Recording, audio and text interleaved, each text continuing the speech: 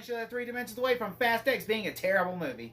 I'm your host 3D Jake, and today we're looking at Fast X, released in 2023. Fast X was directed by Louis Leterrier, who directed The Incredible Hulk, Transporter 1 and 2, Now You See Me.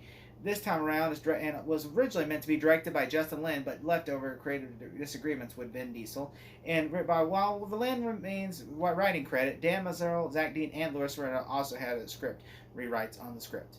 The movie stars Vin Diesel, Michelle Rodriguez, Tyrese Gibson, Ludacris Bridges, John Cena, Natalie Emmanuel, Sue Kang, and Jason Momoa. The movie is basically about a couple of years later after the events of Fast 9. This time around, a villain who years ago was wronged by Dominic Toretto and his gang when his father was killed on the bridge back in Fast 5.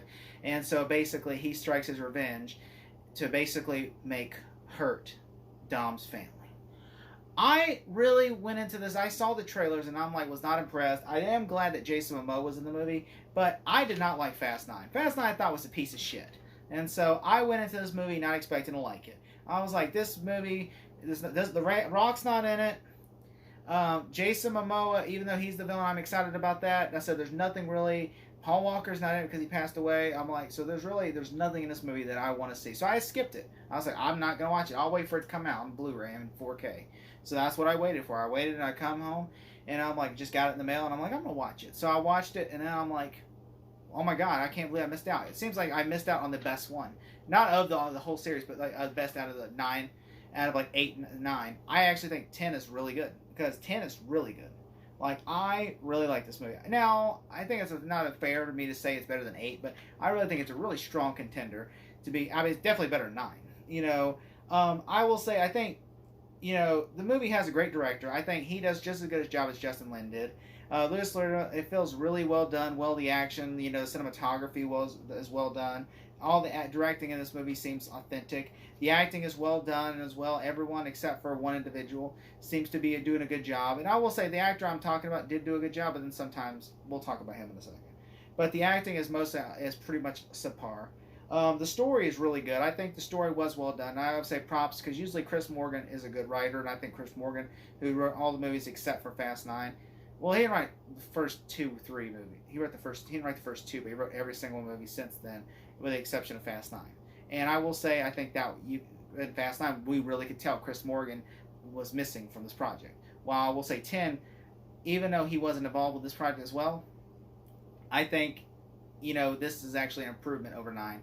And I feels like a lot of course correcting, because this movie kind of ignores the events of 9, only with the exception of, the car crash at the beginning, and like Dom's brother, how his dad, passed away and stuff. Those 2 elements is the one thing it doesn't ignore.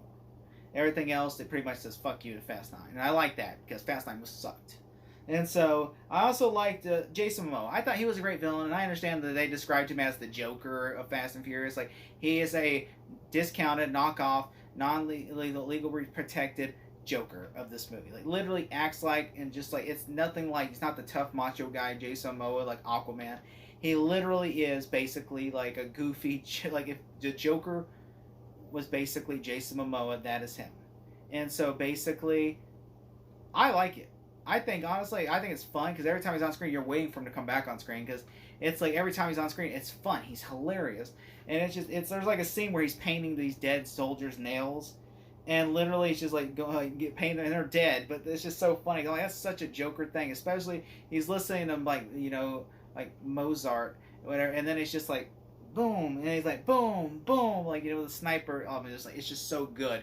And then like he's like, what building are we blowing up? Oh, he says, what was it, the cathedral? He's like, oh wow. He says, you guys are going to hell. Like, and he's forcing all these henchmen to do his bidding, and it's so great.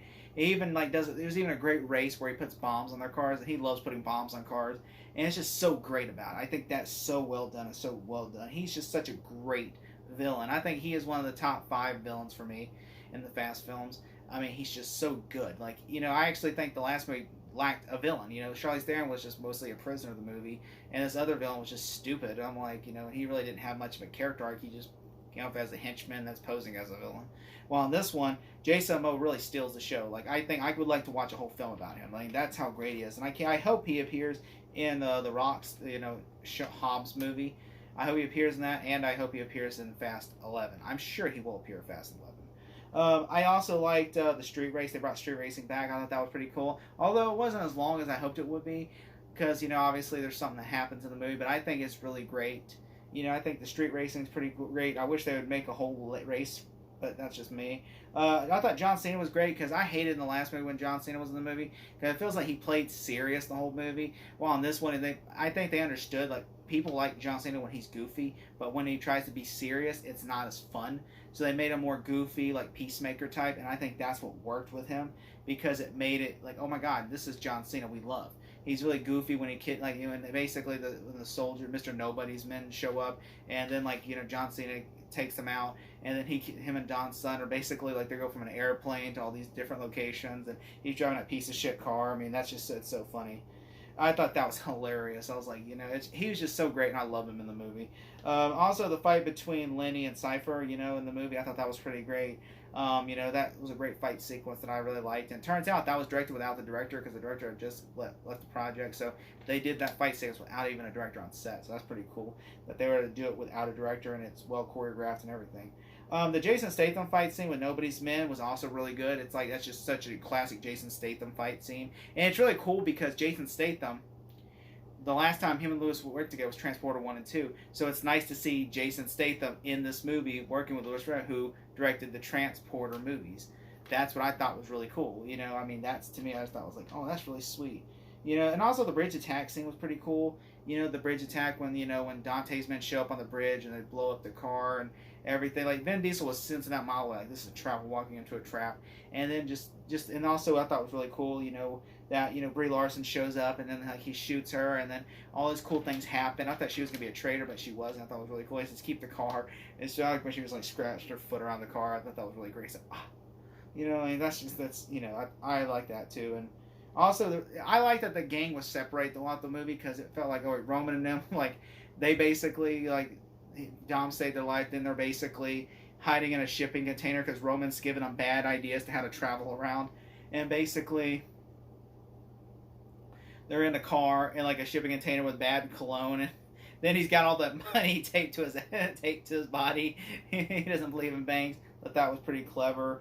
And I also like the gang, the whole gang being split up, and then at the end the plane goes down, which I'm sure they aren't dead, but it's supposed to make it like, oh, they blew up their plane at the end.